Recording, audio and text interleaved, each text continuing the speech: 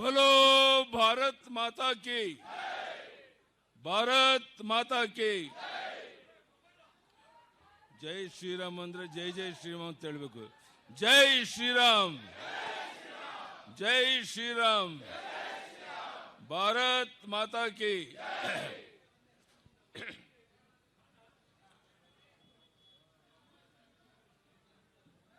ರಾಜ್ಯದ ಬಿಜೆಪಿ ಅಧ್ಯಕ್ಷರಾದಂಥ ವಿಜಯೇಂದ್ರ ಅವರೇ, ಕೇಂದ್ರದ ಸಚಿವೆಯಾದಂಥ ಶೋಭಾ ಕರಂದ್ಲಾಜೆ ಅವರೇ, ಚಲವಾದಿ ನಾರಾಯಣ ಸ್ವಾಮಿ ಅವರೇ, ಮಾನ್ಯ ಶ್ರೀರಾಮುಲು ಅವರೇ, ನಮ್ಮ ಪ್ರತಿಪಕ್ಷದ ನಾಯಕರಾದಂಥ ಆರ್ ಅಶೋಕ್ ಅವರೇ, ಉಳಿದೆಲ್ಲ ವೇದಿಕೆ ಮೇಲಿರುವಂಥ ಹಿರಿಯ ಮುಖಂಡರೇ, ಮಾಧ್ಯಮದ ಸ್ನೇಹಿತರೆ, ರಾಜ್ಯದ ಮೂಲೆ ಮೂಲೆಗಳಿಂದ ಬಂದಿರುವಂಥ ಆತ್ಮೀಯ ನನ್ನ ರೈತ ಬಂಧುಗಳೇ, ಅಣ್ಣ ತಮ್ಮಂದಿರೇ, ಮಾಧ್ಯಮದ ಸ್ನೇಹಿತರೆ, ವಿನಾಶಕಾಲೇ ವಿಪರೀತ ಬುದ್ಧಿ ಅಂತ ಹೇಳ್ತಾರೆ. ಬಹುಶಃ ವಿನಾಶಕಾಲ ಹತ್ರ ಬಂದಾಗ ಅಧಿಕಾರ ಮತದಿಂದ ಅಜೀರ್ಣ ಆಗೋಷ್ಟು ಬಹುಮತ ಇದೆ ಅಂತ ಒಂದೇ ಒಂದು ಕಾರಣಕ್ಕೋಸ್ಕರ ಈ ಶಿವಕುಮಾರ್ ನೇತೃತ್ವದ ಸರ್ಕಾರ ರೈತ ಸಮುದಾಯಕ್ಕೆ ದ್ರೋಹ ಮಾಡ್ತಾ ಇದೆ. ಹಣದ ಬಲದಿಂದ, ತೋಳು ಬಲದಿಂದ, ಅಧಿಕಾರ ಬಲದಿಂದ ಜಾತಿಯ ವಿಷಬೀಜವನ್ನು ಬಿತ್ತಿ ನಾವೇನು ಬೇಕಾದರೂ ಸಾಧಿಸಬಹುದು ಅನ್ನೋ ಭ್ರಮೆಯಲ್ಲಿ ಅವರಿದ್ದಾರೆ.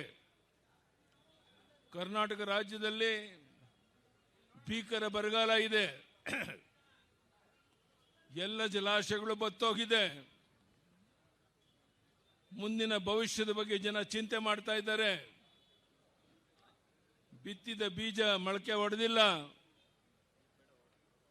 ಕಣ್ಣೀರಲ್ಲಿ ಕೈ ತೊಳಿತಾ ಇರುವಂತ ಈ ಸಂದರ್ಭದಲ್ಲಿ ಈ ರಾಜ್ಯದ ಮುಖ್ಯಮಂತ್ರಿ ಇತರ ಜನ ಎಲ್ಲರೂ ಸೇರಿ ಡೆಲ್ಲಿಗೆ ಹೋಗಿ ಮಂತ್ರಿಮಂಡಲದ ವಿಸ್ತರಣೆ ಬಗ್ಗೆ ಚಿಂತನೆ ನಡೆಸಿದ್ದಾರೆ ಹೊರತು ಯಾವನಾದರೂ ಒಬ್ಬ ಈ ರಾಜ್ಯದ ಜನರ ಸಂಕಷ್ಟವನ್ನು ಕೇಳೋದಕ್ಕೋಸ್ಕರ ಯಾವುದಾದ್ರೂ ಜಿಲ್ಲೆಗೆ ಹೋಗಿ ಜನರನ್ನ ಒಟ್ಟಿಗೆ ಸೇರಿಸಿ ಅವರ ಕಷ್ಟ ಸುಖವನ್ನು ವಿಚಾರಿಸುವಂತ ಪ್ರಾಮಾಣಿಕ ಪ್ರಯತ್ನ ಮಾಡಿಲ್ಲ.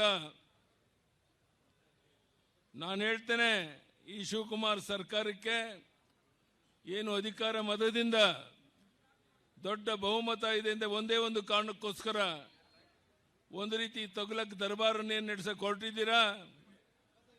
ಬಹುಶಃ ಇದು ಕೊನೆಯ ತುದಿಗೆ ಮುಟ್ತಾ ಇದೆ. ನಾನು ಹೇಳ್ತೇನೆ, ಈ ಸರ್ಕಾರಕ್ಕೆ ಇದು ಸಾಂಕೇತಿಕವಾಗಿ ಇಲ್ಲಿ ಹೋರಾಟ ನಡೀತಾ ಇದೆ. ನೀವು ಯಾವ ಜಿಲ್ಲೆಗೆ ಹೇಳಿದ್ರು ಸಹ ನಾನು ಬಂದು ಒಂದು ಅರ್ಧ ದಿವಸ ಇದ್ದು ಜನರ ಸಂಕಷ್ಟಕ್ಕೆ ಸ್ಪಂದಿಸಕ್ಕೆ ಸಿದ್ಧ ಇದ್ದೇನೆ. ನಾವೆಲ್ಲ ಒಟ್ಟಾಗಿ ಸೇರಿ ಈ ಭ್ರಷ್ಟ ಸರ್ಕಾರವನ್ನು ಕಿತ್ತೊಗಿಬೇಕಾಗಿದೆ. ಇಲ್ಲದಿದ್ರೆ ನಾಡಿನ ಜನತೆಗೆ ಭವಿಷ್ಯ ಇಲ್ಲ. ಇಂಥ ವಿಚಿತ್ರವಾದ ಪರಿಸ್ಥಿತಿ ಇರುವಂಥ ಈ ಸಂದರ್ಭದಲ್ಲಿ ಇವತ್ತು ಒಂದು ಐತಿಹಾಸಿಕ ಒಂದು ಕಾರ್ಯಕ್ರಮ ಇಲ್ಲಿ ನಡೀತಾ ಇದೆ. ಬಹುಶಃ ನಿಮ್ಮ ತಗುಲಕ್ ದರ್ಬಾರಕ್ಕೆ ಕೊನೆ ಹಾಡೋದಕ್ಕೋಸ್ಕರ ಇಲ್ಲಿ ನಾವು ಸೇರಿದ್ದೇವೆ. ನಾನು ಕೇಳ್ತೇನೆ ಈ ರಾಜ್ಯದ ಮುಖ್ಯಮಂತ್ರಿಗೆ, ನೀವು ಟೌನ್ಶಿಪ್ ಮಾಡೋದಾದ್ರೆ ಬಿಡುದೇನೆ ಬೇಕಾ? ಎಲ್ಲರೂ ಸಹ ವಿರೋಧ ಮಾಡ್ತಾ ಇದ್ದಾರೆ. ಕೆಲವರು ಒಪ್ಪಿಗೆ ಕೊಟ್ಟಿದ್ದಾರೆ, ನಾನು ಅಲ್ಲೇ ಮಾಡೋದು ಅಂತೇಳಿ ಏನು ದರ್ಪವನ್ನು ತೋರಿಸ್ತಾ ಇದ್ದೀರಾ? ಅಧಿಕಾರ ಮತದಿಂದ ನೀವೇನು ಮಾಡಿದ್ರು ನಡೆಯುತ್ತೆ ಅನ್ನುವಂಥ ಭಾವನೆಯಿಂದ ನೀವು ತೊಡಗಿದ್ದೀರಾ. ಇದನ್ನ ಕೊನೆ ಮಾಡೋದಕ್ಕೆ ಈ ಸಭೆಯಲ್ಲಿ ಪ್ರಾರಂಭ ಆಗಿದೆ. ನಾನು ಹೇಳ್ತೇನೆ ಶಿವಕುಮಾರ್ ಅವರಿಗೆ, ನಿಜಕ್ಕೂ ನಿಮ್ಮ ರಾಜ್ಯದ ಜನರಿಗೆ ಕಳಕಳಿ ಇದ್ರೆ ಈ ಬಿಡದಿನಲ್ಲಿ ಟೌನ್ಶಿಪ್ ಮಾಡುವಂತಕ್ಕೇನು ಹೊರಟಿದ್ದೀರಾ? ಅದನ್ನು ಕೈ ಬಿಟ್ಟು ಬೇರೆ ಕಡೆ ನೂರಾರು ಎಕರೆ ಜಮೀನಿದೆ, ಸರ್ಕಾರಿ ಜಮೀನೇ ದೊಡ್ಡ ಪ್ರಮಾಣದಲ್ಲಿದೆ. ಇಲ್ಲಿ ಯಾಕೆ ಮಾಡಕ್ಕೆ ಕೊಟ್ಟಿದ್ದೀರಾ? ರಿಯಲ್ ಎಸ್ಟೇಟ್ ಮಾಡಿ ನೂರಾರು ಕೋಟಿ ಲೂಟಿ ಮಾಡೋಕ್ಕೋಸ್ಕರ ಇಲ್ಲಿ ಬಂದಿದ್ದೀರಾ ಅನ್ನುವಂಥದ್ದು ಜಗಜ್ಜಾಹೀರಾಗಿರುವಂಥ ಸಂಗತಿ. ಇಂಥ ಒಂದು ಸಂದರ್ಭದಲ್ಲಿ ನಾನು ಈ ಸರ್ಕಾರಕ್ಕೆ ಎಚ್ಚರಿಕೆಯನ್ನು ಕೊಡ್ತಾ ಇದ್ದೇನೆ. ನೀವು ಬಹುಮತ ಇದೆ ಅಂತ ಒಂದೇ ಒಂದು ಕಾರಣಕ್ಕೋಸ್ಕರ ಏನು ಬೇಕಾದರೂ ನಡೆಯುತ್ತೆ ಅನ್ನುವಂಥ ಭ್ರಮೆನಲ್ಲಿ ನೀವೇನಿದ್ದೀರಾ, ಇದಕ್ಕೆ ಕೊನೆ ಮಾಡೋದಕ್ಕೆ ಭಾರತೀಯ ಜನತಾ ಪಾರ್ಟಿ ಸಿದ್ಧ ಇದೆ. ಈ ಭಾರತೀಯ ಜನತಾ ಪಾರ್ಟಿ, ಜನತಾದಳ, ಕುಮಾರಸ್ವಾಮಿ ಅವರು ನಾವೆಲ್ಲ ಒಟ್ಟಾಗಿ ಸೇರಿ ಇವತ್ತು ಈ ಸರ್ಕಾರಕ್ಕೆ ಕೊನೆ ಮೊಳೆ ಹೊಡೆಯೋದಂತ ಪ್ರಯತ್ನ ನಡೀತಾ ಇದೆ. ಬಹುಶಃ ಇದು ಕೇವಲ ಇಲ್ಲಿ ಬೆಂಗಳೂರಿಗೆ ಸೀಮಿತವಾಗಿಲ್ಲ. ನಾನು ಈಗಾಗಲೇ ಹೇಳಿದಂತೆ ಬೆಂಗಳೂರಿನ ಸುತ್ತಮುತ್ತ ರಾಜ್ಯದ ಯಾವುದೇ ಭಾಗದಲ್ಲಾದರೂ ಸಹ 1 ಗಂಟೆ 2 ಗಂಟೆ ನಾನು ಬರಕ್ಕೆ ಸಿದ್ಧ ಇದ್ದೇನೆ. ದೊಡ್ಡ ಪ್ರಮಾಣದಲ್ಲಿ ಹೋರಾಟ ಪ್ರಾರಂಭ ಆಗಬೇಕಾಗಿದೆ. ಇವತ್ತು 103-104 ವರ್ಷದ ಅಜ್ಜಿ ನಮ್ಮ ಪಕ್ಕದಲ್ಲಿ ಕುಂತಿದ್ದಾರೆ. ಇದು ಸಣ್ಣ ಸಂಗತಿ ಅಲ್ಲ. ಎಲ್ಲರೂ ಇವತ್ತು ಕೈ ಜೋಡಿಸಕ್ಕೆ ಬಂದಿರುವಂಥ ಈ ಸಂದರ್ಭದಲ್ಲಿ ನಾನು ಮತ್ತೊಮ್ಮೆ ಈ ಶಿವಕುಮಾರ್ ಸರ್ಕಾರಕ್ಕೆ ಎಚ್ಚರಿಕೆಯನ್ನು ಕೊಡ್ತೇನೆ. ಈಗಲಾದರೂ ಬಿಡದಿಯಲ್ಲಿ ರೈತರ ಫಲವತ್ತಾದ ಭೂಮಿಯನ್ನು ಕಿತ್ಕೊಳ್ಳೋಕೆ ಹೊರಟಿದ್ದೀರಾ, ಇದನ್ನು ನಿಲ್ಲಿಸಬೇಕು. ಇದರ ಬದಲಿಗೆ ಬೇರೆ ಎಲ್ಲಿ ಬೇಕಾದ್ರೂ ಸರ್ಕಾರಿ ಜಾಗನೇ ಇದೆ, ಗೋಮಾಳ ಇದೆ, ಬೇಕಾದಷ್ಟು ಜಮೀನಿದೆ, ಅಲ್ಲಿ ಬೇಕಾದ್ರೆ ನೀವು ಮಾಡ್ಬೋದು. ಇದು ಯಾವುದೇ ಕಾರಣಕ್ಕೆ ಸಹಿಸಕ್ಕಾಗೋದಿಲ್ಲ. ಮೊನ್ನೆ ನಿಮ್ಮ ಅಧಿಕಾರಿಗಳ ದರ್ಪದಿಂದ ಅಲ್ಲಿ ಹೋದ ಅಧಿಕಾರಿಗಳ ಜೊತೆಗೆ ಏನು ಗೊಂದಲ ಆಗಿದೆ, ಆ ಮಹಿಳೆಯರ ಬಗ್ಗೆ, ರೈತರ ಬಗ್ಗೆ ಕೇಸ್ಗಳನ್ನು ಹಾಕಿದ್ದೀರಾ. 24 ಗಂಟೆಯಲ್ಲಿ ವಿತ್ಡ್ರಾ ಮಾಡಬೇಕು, ವಾಪಸ್ ತಗೊಳ್ಬೇಕು. ಇಲ್ಲದೆ ಇದ್ರೆ ಇದೇ ರೀತಿಯ ಹೋರಾಟ ರಾಜ್ಯದ ಎಲ್ಲ ಕಡೆ ನಡೆಯುತ್ತೆ. ಅದೆಷ್ಟು ಜನ ಬಂಧಿಸ್ತೀರಾ, ಅದೆಷ್ಟು ಜನ ಮೇಲೆ ಕೇಸ್ ಹಾಕ್ತೀರಾ ನಾವು ನೋಡ್ತೇವೆ. ಈ ರೀತಿಯ ದುಸ್ಸಾಹಸಕ್ಕೆ ನೀವು ಕೈ ಹಾಕಬೇಡಿ ಅಂತೇಳಿ ನಾನು ಈ ಸಂದರ್ಭದಲ್ಲಿ ಹೇಳಿ ಇಚ್ಛೆ ಪಡ್ತೇನೆ. ನಿಮ್ಮ ರಿಯಲ್ ಎಸ್ಟೇಟ್ ಲಾಭಕ್ಕಾಗಿ ಹೈಕಮಾಂಡ್ಗೆ ಕಪ್ಪ ಸಲ್ಲಿಸೋದಕ್ಕಾಗಿ ನಮ್ಮ ಬಡ ರೈತರನ್ನ ಒಕ್ಕಲೆಬ್ಸುವಂತ ನಿಮ್ಮ ಈ ಕೆಲಸ ಇದು ಸಾಧ್ಯನೇ ಇಲ್ಲ. ಈ ಟೌನ್ಶಿಪ್ ಯೋಜನೆ ತಕ್ಷಣ ನಿಲ್ಲಿಸಿ ರೈತರ ಪರವಾದಂಥ ನಿರ್ಧಾರವನ್ನು ಪ್ರಕಟಿಸಿ.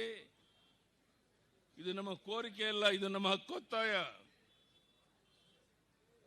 ಬೆಂಗಳೂರಿನ 2ನೇ ವಿಮಾನ ನಿಲ್ದಾಣವನ್ನು ತುಮಕೂರು ಭಾಗದಲ್ಲಿ ಮಾಡಿದರೆ ಮಧ್ಯ ಮತ್ತು ಉತ್ತರ ಕರ್ನಾಟಕದ ಜನರಿಗೆ ಅನುಕೂಲ ಆಗುತ್ತೆ. ಅಲ್ಲಿ ಸರ್ಕಾರಿ ಜಮೀನು ಲಭ್ಯ ಇದೆ. ಆದರೆ ಈ ಕಾಂಗ್ರೆಸ್ ಸರ್ಕಾರ ಬೇಕಿರುವಂತಹದ್ದು ರಿಯಲ್ ಎಸ್ಟೇಟ್ ದಂಧೆಕೋರರ ಒಂದು ಹಿತರಕ್ಷಣೆಗಾಗಿ ವಿಮಾನ ನಿಲ್ದಾಣವನ್ನು ಕನಕಪುರಕ್ಕೆ ಕೊಂಡೊಯ್ಯೋದಕ್ಕೆ ನೀವು ಪ್ರಯತ್ನ ಮಾಡ್ತಾ ಇದ್ದೀರಿ. ಇದು ಯಾವುದೇ ಕಾರಣಕ್ಕೆ ಅದಕ್ಕೆ ಅವಕಾಶ ಕೊಡೋದಿಲ್ಲ. ಎಲ್ಲ ರೀತಿಯ ಹೋರಾಟಕ್ಕೆ ನಾವು ಸಿದ್ಧ ಇದ್ದೇವೆ, ಜನ ಸಿದ್ಧ ಇದ್ದಾರೆ. ಈ ರೀತಿಯ ದುಸ್ಸಾಹಸಕ್ಕೆ ನೀವು ಕೈ ಹಾಕಬೇಡಿ ಅಂತ ಒತ್ತಾಯವನ್ನು ಮಾಡ್ತಾ ಇದ್ದೇನೆ.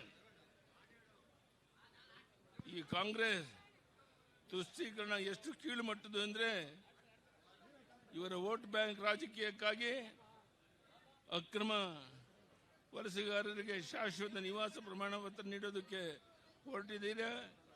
ಇದರ ಕನ್ನಡಿಗರ ಹಕ್ಕುಗಳನ್ನು ಕಸಿಯುವ ನಿಮ್ಮ ಪ್ರಯತ್ನಕ್ಕೆ ನಾವು ಯಾವುದೇ ಕಾರಣಕ್ಕೆ ಈ ದೇಶದ್ರೋಹಿ ನಡೆಗೆ ಅವಕಾಶ ಕೊಡೋದಿಲ್ಲ. ಇಂತಹ ಕುತಂತ್ರದ ವಿರುದ್ಧ ನಮ್ಮ ವೀರ ಹೋರಾಟ ನಿಲ್ಲೋದಿಲ್ಲ. ಕನ್ನಡಿಗರ ಹಿತ ಕಾಯೋದಕ್ಕೆ ನಾವು ಸಿದ್ಧ ಇದ್ದೇವೆ. SIR ಪ್ರಕ್ರಿಯೆ ದುರುಪಯೋಗ ಮಾಡಿಸ್ಕೊಳ್ಳೋದಕ್ಕೆ ಈ ಕಾಂಗ್ರೆಸ್ ಸರ್ಕಾರ ಪ್ರಯತ್ನ ಮಾಡ್ತಾ ಇದ್ದು ಜನ ಇದನ್ನು ನೋಡ್ತಾ ಇದ್ದಾರೆ. ಜನ ನಿಮಗೆ ತಕ್ಕ ಪಾಠವನ್ನು ಕಲಿಸೋರಿದ್ದಾರೆ. ನಾನು ಎಂದಿಗೂ ಸಹ ಅಧಿಕಾರಕ್ಕಾಗಿ ರಾಜಕಾರಣ ಮಾಡಿದವನಲ್ಲ. ರೈತರ, ದೀನದಲಿತರ, ಶೋಷಿತರ ಪರವಾಗಿ ಹೋರಾಟ ಮಾಡ್ಕೊಂಡು ಬಂದಿದ್ದೇನೆ. ಮಹಿಳೆಯರ ಸಬಲೀಕರಣಕ್ಕಾಗಿ ಹೋರಾಟ ಮಾಡ್ಕೊಂಡು ಬಂದಿದ್ದೇವೆ. ನಮ್ಮ ಸರ್ಕಾರ ಇದ್ದಾಗ ನಾವು ಕೊಟ್ಟಂಥ ಕಾರ್ಯಕ್ರಮಗಳನ್ನು ಇಂದೂ ಸಹ ಮರೆತಿಲ್ಲ. ನಾವು ಕೊಟ್ಟಂಥ ಭಾಗ್ಯಲಕ್ಷ್ಮಿ ಯೋಜನೆ ಪ್ರತಿಯೊಂದು ಮನೆಯಲ್ಲಿ ನಮ್ಮ ತಾಯಿ ನೆಮ್ಮದಿಯಿಂದ ಬದುಕಕ್ಕೆ ತಂದಿರುವಂಥ ಕಾರ್ಯಕ್ರಮ ಜನ ಇವತ್ತು ಯಾವ ರೀತಿ ಸಂತೋಷ ಪಡ್ತಾ ಇದ್ದಾರೆ ಅನ್ನೋದನ್ನು ಈ ಸರ್ಕಾರ ಅರ್ಥ ಮಾಡ್ಕೋಬೇಕು. ಈ ಭ್ರಷ್ಟ ಕಾಂಗ್ರೆಸ್ ಸರ್ಕಾರ ಜನ ವಿರೋಧಿ ರೈತ ವಿರೋಧಿ ನೀತಿಗಳ ವಿರುದ್ಧ ಇವರನ್ನ ಜನ ಮನೆಗೆ ಕಳಿಸೋವರೆಗೆ ನಮ್ಮ ಹೋರಾಟ ನಿಲ್ಲೋದಿಲ್ಲ.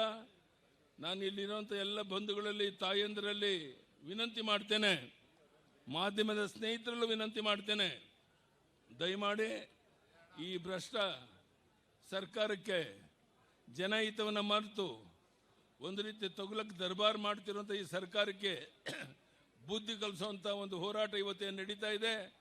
ಅದಕ್ಕೆ ಎಲ್ಲರ ಒಂದು ಸಹಕಾರ ಬೆಂಬಲ ಬೇಕು ಅಂತ ಕೇಳ್ತಾ ಮತ್ತೊಮ್ಮೆ ಈ ಭ್ರಷ್ಟ ಸರ್ಕಾರವನ್ನು ಕಿತ್ತೊಗೆಯುವವರೆಗೆ ನಮ್ಮ ಹೋರಾಟ ಮುಂದುವರಿಯುತ್ತೆ.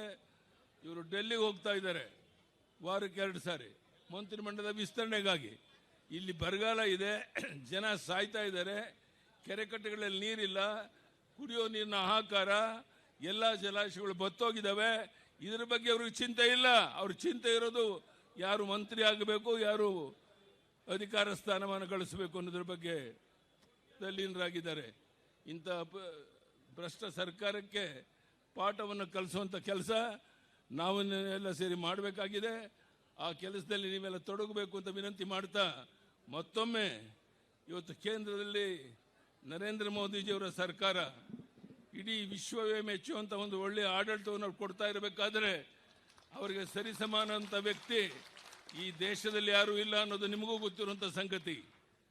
ಪ್ರಧಾನಿ ನರೇಂದ್ರ ಮೋದಿಯವರ ನೇತೃತ್ವದಲ್ಲಿ ಭಾರತೀಯ ಜನತಾ ಪಾರ್ಟಿಯನ್ನು ಕರ್ನಾಟಕದಲ್ಲಿ ಬಲಪಡಿಸಬೇಕಾಗಿದೆ.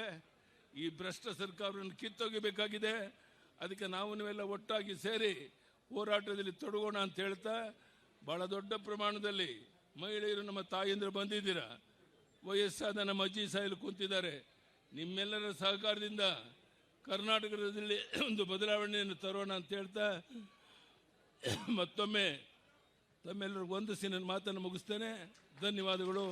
ಬಲೋ ಭಾರತ್ ಮಾತಾ ಕಿ, ಭಾರತೀಯ ಜನತಾ ಪಾರ್ಟಿಗೆ ಜೈ ಶ್ರೀರಾಮ್, ಜೈ ಶ್ರೀರಾಮ್.